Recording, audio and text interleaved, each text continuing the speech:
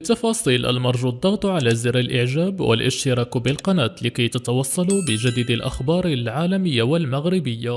المغرب ما شاء الله قارة، بلاد كبيرة. طبعا أنا ما لحقت إني أروح، يعني أوكي من زمان رحت، وأتذكر مراكش، مرة رحت فاس، مرة رحنا غدير، بس يعني تعرفوا يوم يومين يعني.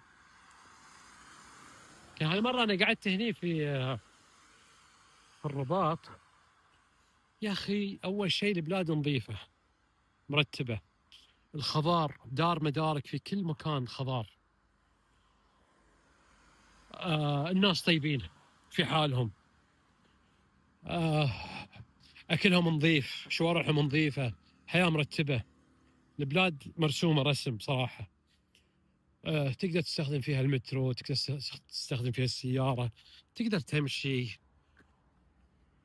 آه البلاد عائلية، تقدر تجيها مع أهلك، تستمتع فيها، تستانس، تعيش فيها 3 4 5 أيام بعيد عن يعني عن البلاد، تستمتع فيها راحة.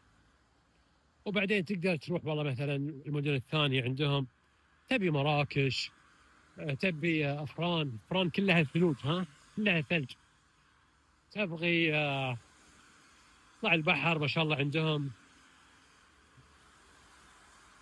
هذه من الدول المغرب اللي أكثر من مستكشفها أو اللي يجيها أكثريتهم أوروبيين محللينها.